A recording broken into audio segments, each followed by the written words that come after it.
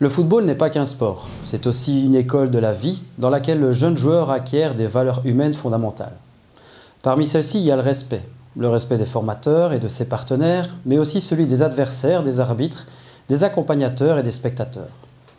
D'un point de vue personnel, le jeune joueur doit également apprendre à se respecter soi-même. Il doit être à l'écoute de son corps, en pensant à s'octroyer un repos suffisant et à adopter une hygiène alimentaire correcte. Tous ces éléments permettront aux jeunes joueurs d'acquérir une forme physique adéquate à la pratique sportive. Enfin, il est important que le jeune joueur prenne conscience que le club dans lequel il évolue met à sa disposition du matériel et des infrastructures, que cet environnement est indispensable et coûteux, et qu'il est bon d'en prendre soin. Outre ces valeurs humaines fondamentales, le football doit offrir un espace de développement où la corruption, la drogue, le racisme et la violence n'ont pas leur place. Par contre, cet environnement doit favoriser le jeune joueur à apprendre à gagner, mais aussi à perdre, dans le respect du règlement et donc de faire preuve de fair play. Cela fait également partie du jeu. Tout cela n'est possible que dans un esprit d'autodiscipline et de discipline de groupe qui permettront aux jeunes joueurs d'évoluer dans un cadre collectif, de grandir et d'acquérir les compétences nécessaires à son apprentissage du football. C'est là aussi le rôle du formateur de guider les jeunes joueurs tout au long de ce parcours.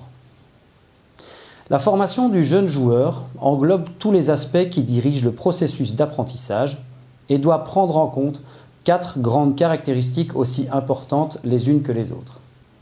Ainsi, la formation doit être orientée objectif final, c'est-à-dire prendre en compte les savoir-faire que le jeune joueur doit arriver à développer à la fin de sa formation, donc vers 17 ans, mais aussi les niveaux techniques, tactiques, mentales et physiques à atteindre.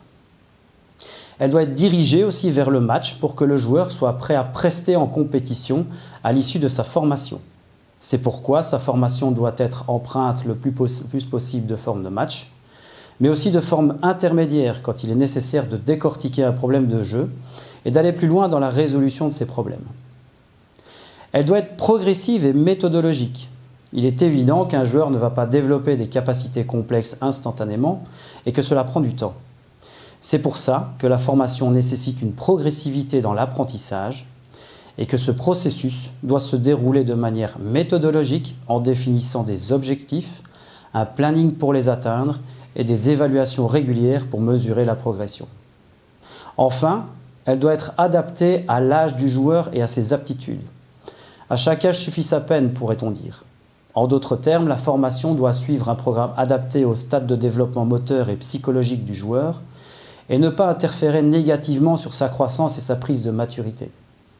Ces 4 aspects de la formation s'inscrivent donc dans un canevas découpé en différentes phases.